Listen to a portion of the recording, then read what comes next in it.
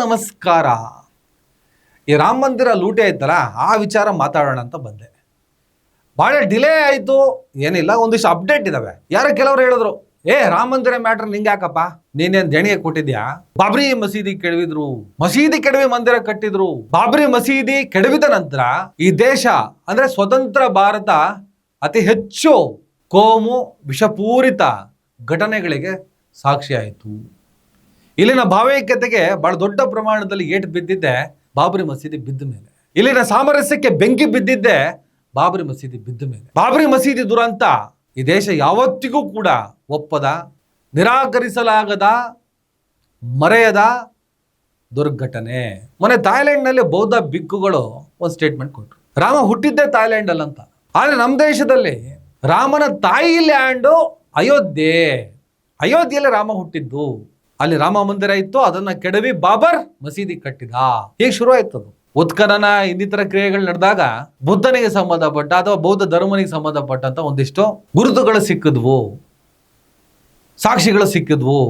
ಅದೇನೇನೋ ಹೇಳಿದ್ರು, ಕಡೆಗೆ ನಮ್ಮ ದೇಶದ ಘನ ಸುಪ್ರೀಂ ನ್ಯಾಯಾಲಯ, ಸುಪ್ರೀಂ ಕೋರ್ಟ್ ಒಂದು ತೀರ್ಪು ಅಂತ ಕೊಡ್ತು.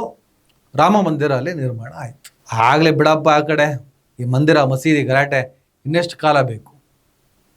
ಸುಪ್ರೀಂ ಕೋರ್ಟು ಮಂದಿರ ಪರವಾಗಿ ಮಂದಿರ ನಿರ್ಮಾಣಕ್ಕೆ ಸಂಬಂಧಪಟ್ಟ ಹಾಗೆ ನಿರ್ಮಿಸಿ ಅಂತ ಯಾವಾಗ ತೀರ್ಪು ಕೊಡ್ತೋ, ಭಾಳ ದೊಡ್ಡ ಮಟ್ಟದಲ್ಲಿ ಗಲಾಟೆ ಆಗ್ಬಿಡ್ತದೆ. ಸಾಬ್ರೆಲ್ಲ ಗೆದ್ಬಿಡ್ತಾರೆ. ಏನೇನೋ ಕನಸುಗಳನ್ನು ಕಂಡ್ರು, ಭ್ರಮಿಸಿದ್ರು. ಏನೂ ಆಗಲಿಲ್ಲ. ಕಡೆಗೆ ಮಂದಿರ ನಿರ್ಮಾಣ ಆಯಿತು. ಕೊನೆಗೂ ಅಯೋಧ್ಯೆ ವಿವಾದ ಬಗೆಹರಿಸೋದಕ್ಕೆ ನರೇಂದ್ರ ಮೋದಿ ನೇತೃತ್ವದ BJP ಸರ್ಕಾರನೇ ಬರಬೇಕಾಯಿತು. BJP ಇಲ್ಲ ಅಂದಿದ್ರೆ ಅಲ್ಲಿ ರಾಮ ಮಂದಿರ ನಿರ್ಮಾಣ ಆಗ್ತಾನೆ ಇರಲಿಲ್ಲ. ಹಿಂದುತ್ವ ಈ ಥರದ ಕಾನ್ಸೆಪ್ಟ್ಗಳಲ್ಲಿ ಬಹಳ ಅದ್ಭುತವಾಗಿ ಕೆಲಸ ಮಾಡುವಂತಹ ದಿಟ್ಟ ಸರ್ಕಾರ, ಹಿಂದೂಗಳ ರಕ್ಷಣೆಗೆ ಹುಟ್ಟಿ ಬಂದ ಸರ್ಕಾರ BJP, ಭಾರತೀಯ ಜನತಾ ಪಾರ್ಟಿ ಅಂತ ಹೇಳಲಾಯಿತು. ಈಗ ಬಾಬರ್ ಕಥೆನೇ ತಗೊಬನ್ನಿ. ಬಾಬರು ವಿದೇಶದಿಂದ ಭಾರತಕ್ಕೆ ದಂಡೆತ್ತು ಬಂದ. ಇಲ್ಲಿನ ದೇವಸ್ಥಾನಗಳನ್ನೇ ಲೂಟಿ ಮಾಡ್ದ. ಹಾಗೆ ದೇವಸ್ಥಾನಗಳನ್ನ ಲೂಟಿ ಮಾಡಿ ಬಾಬ್ರಿ ಮಸೀದಿ ಅಂತ ಅಯೋಧ್ಯೆಯಲ್ಲಿ ಒಂದು ಮಸೀದಿಯನ್ನು ಕಟ್ಟಿದ. ಮಂದಿರ ಕೆಡವಿ ಕಟ್ಟಿದ ಅನ್ನೋದಕ್ಕೆ ಯಾವುದೇ ರೀತಿಯ ಪ್ರೂಫ್ಗಳು ಸಿಗಲಿಲ್ಲ. ಆದರೂ ಒಂದು ನಂಬಿಕೆ, ಕೆಡವಿ ಕಟ್ಟಿದ ಅಂತ ಓಕೆ. ಬಾಬ್ರಿ ಮಸೀದಿ ಕಟ್ಟಿದ. ಆದರೆ ಆತನ ವೃತ್ತಿ ಏನು? ಲೂಟಿ ಮಾಡೋದು. ಏನು ಲೂಟಿ ಮಾಡ್ದ? ದೇವಸ್ಥಾನಗಳನ್ನೇ ಲೂಟಿ ಮಾಡ್ದ. ದೇವಸ್ಥಾನಗಳನ್ನ ಲೂಟಿ ಮಾಡಿ ಮಸೀದಿ ಕಟ್ಟಿದ್ನೋ, ತಗೊಂಡು ಹೋದ್ನೋ, ಏನೇನೋ ಮಾಡ್ದ ಬಾಬರ್. ಆದರೆ ಈಗ ಇದೇ ಮಸೀದಿಯನ್ನ ಕೆಡವಿ ಒಂದಿಷ್ಟು ಜಗಳ, ಒಂದಿಷ್ಟು ನೆತ್ತರ ಹರಿದು ಕೊನೆಗೂ ಕೋರ್ಟ್ ತೀರ್ಮಾನ ಅಂತ ರಾಮ ಮಂದಿರ ನಿರ್ಮಾಣ ಆಯಿತು. BJPಯ ಸಾರಥ್ಯದಲ್ಲಿ, BJPಯ ನೇತೃತ್ವದಲ್ಲಿ, BJPಯ ಹೋರಾಟದಲ್ಲಿ ಒಂದು ರಾಮ ಮಂದಿರ ನಿರ್ಮಾಣ ಆಯಿತು. ಅಯೋಧ್ಯೆ ಇರೋದಲ್ಲಿ ಉತ್ತರ ಪ್ರದೇಶದಲ್ಲಿ. ಅಲ್ಲಿ ಯಾರ ಆಡಳಿತ ಇರೋದು? BJPದು. ಯಾರಲ್ಲಿ ಮುಖ್ಯಮಂತ್ರಿ? ಯೋಗಿ ಆದಿತ್ಯನಾಥ್. ಯೋಗಿ ಆದಿತ್ಯನಾಥ್ ಯಾರು? ಹಿಂದುತ್ವದ ಐಕಾನ್. ಮಂದಿರ ಹೋರಾಟದಲ್ಲಿ ಮುಂಚೂಣಿಯಲ್ಲಿದ್ದಂತಹ ಒಬ್ಬ ಯೋಗಿ. ನರೇಂದ್ರ ಮೋದಿಗಿಂತನೂ ಸಿಕ್ಕಾಪಟ್ಟೆ ಪವರ್ಫುಲ್. ಬೇರೆ ಬೇರೆ ರೀತಿಯಲ್ಲಿ ವ್ಯಾಖ್ಯಾನವನ್ನ ಮಾಡಲಾಗ್ತದೆ ಯೋಗಿ ಆದಿತ್ಯನಾಥ್ ಬಗ್ಗೆ. ಮುಂದಿನ ಪ್ರಧಾನಿ ಅಂತ ಫಿಕ್ಸ್ ಕೂಡ ಮಾಡ್ಕೊಂಡ್ಬಿಟ್ಟಿದ್ದಾರೆ. ಅಂತಹ ಯೋಗಿ ಆದಿತ್ಯನಾಥ್ ಅವರ ಉತ್ತರ ಪ್ರದೇಶದ ಅಯೋಧ್ಯೆಯಲ್ಲಿ ಮಸೀದಿ ಕೆಡವಿ ಕಟ್ಟಿದ ರಾಮ ಮಂದಿರದಲ್ಲಿ ಲೂಟಿಯಾಗಿದೆ. ಕಳ್ತನ, ದೊಡ್ಡ ಪ್ರಮಾಣದ ಕಳ್ತನ.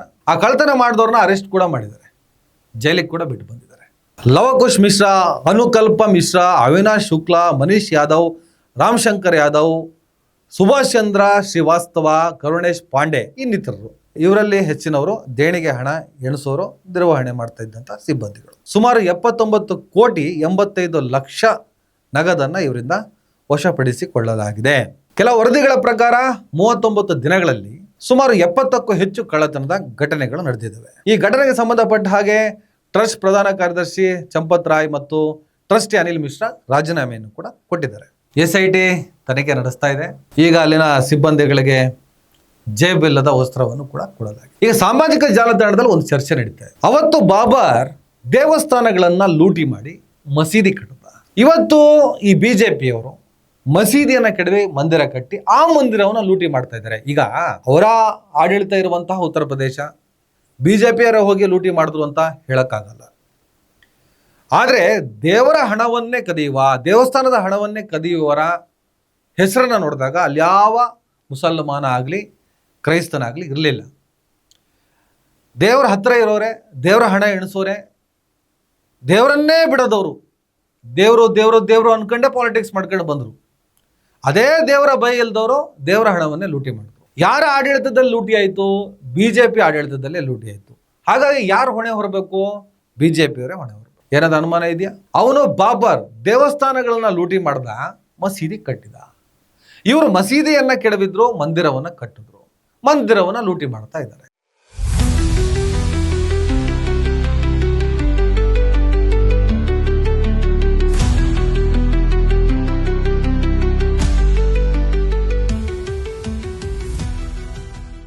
Awesome Aesthetic Clinic, your transformation partner.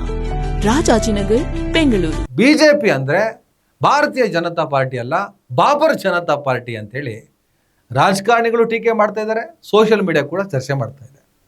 Babur Janata party, Babur ಕೂಡ ಲೂಟಿ ಮಾಡೋನೆ, ಇವರು ಕೂಡ ಲೂಟಿ ಮಾಡೋರು ಅನ್ನುವ ಅರ್ಥದಲ್ಲಿ ಒಂದಿಷ್ಟು ಚರ್ಚೆಗಳು, ಟ್ರೋಲ್ಗಳು, ವ್ಯಂಗ್ಯಗಳು ನಡೀತಾ ಇದ್ದಾವೆ. ಮೊನ್ನೆ CT ರವಿ ಹೇಳ್ತಾ ಇದ್ರು, ರಾಮ ಮಂದಿರದ ಬಗ್ಗೆ ಮಾತಾಡೋದಕ್ಕೆ ದೇಣಿಗೆ ಕೊಟ್ಟವ್ರಿಗೆ ಮಾತ್ರ ರೈಟ್ಸ್ ಇದೆ, ಬೇರೆ ಯಾರಿಗೂ ರೈಟ್ಸ್ ಇಲ್ಲ ಅಂತ.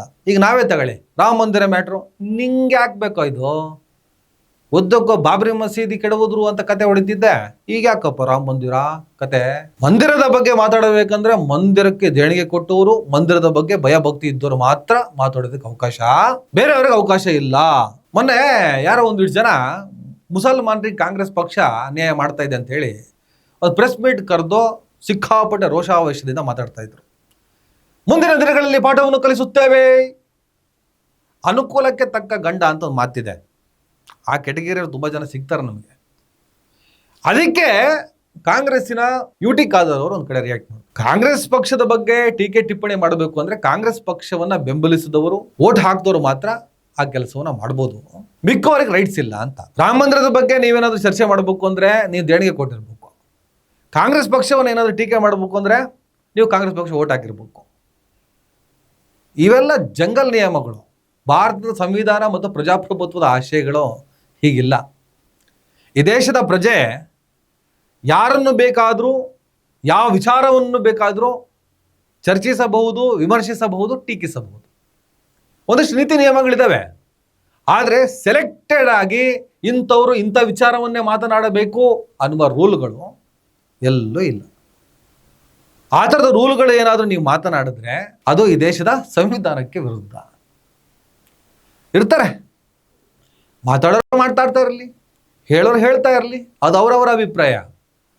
ಚರ್ಚೆ ನಾವು ಮಾಡೋಣ. ಇವತ್ತು ರಾಮ ಮಂದಿರದ ವಿಚಾರವಾಗಿ ನಾನು ಯಾಕೆ ಮಾತಾಡಕ್ಕೆ ಬಂದೆ ಅಂದರೆ, ಒಂದು ಸೋಷಿಯಲ್ ಮೀಡಿಯಾ ಟ್ರೋಲ್, ಒಂದಿಷ್ಟು ರಾಜಕೀಯ ಟೀಕೆ ಟಿಪ್ಪಣಿಗಳು. ಅಂದು ದೇವಸ್ಥಾನವನ್ನು ಲೂಟಿ ಮಾಡಿದ ಬಾಬರ್ ಮಸೀದಿ ಕಟ್ಟಿದ, ಇಂದು ಮಸೀದಿ ಕೆಡವಿ ದೇವಸ್ಥಾನ ಕಟ್ಟಿದವರು ದೇವಸ್ಥಾನವನ್ನು ಲೂಟಿ ಮಾಡುತ್ತಿದ್ದಾರೆ. ಸೊ ಅವನು ಬಾಬರ್, ಇವರು ಬಾಬರ್ ಜನತಾ ಪಾರ್ಟಿಯವರು ಅಂತ ಹೇಳಿ ಟ್ರೋಲಪ್ಪ, ನನ್ನ ಅಭಿಪ್ರಾಯ ಅಲ್ಲ. ಆಮೇಲೆ ಇವನೇ ಏನೋ ಹೇಳ್ದ ಅಂತ ಹೇಳ್ಬಿಟ್ಟು ಜಾಸ್ತಿ ತಲೆ ಕೆಡಿಸ್ಕೊಳಕ್ಕೆ ಹೋಗ್ಬೇಡಿ. ಇದು ಇವತ್ತಿನ ವಿಡಿಯೋ. ಇನ್ನಷ್ಟು ವಿವರಗಳ ಜೊತೆಗೆ ಮತ್ತೆ ಮಾತಾಡೋಣ. ಈ ದೇಶದಲ್ಲಿ ಯಾರು ಯಾವ ವಿಚಾರದ ಬಗ್ಗೆ ಬೇಕಾದರೂ ಅಭಿವ್ಯಕ್ತಿಯನ್ನು ವ್ಯಕ್ತಪಡಿಸ್ಬೋದು. ನಮಸ್ಕಾರ.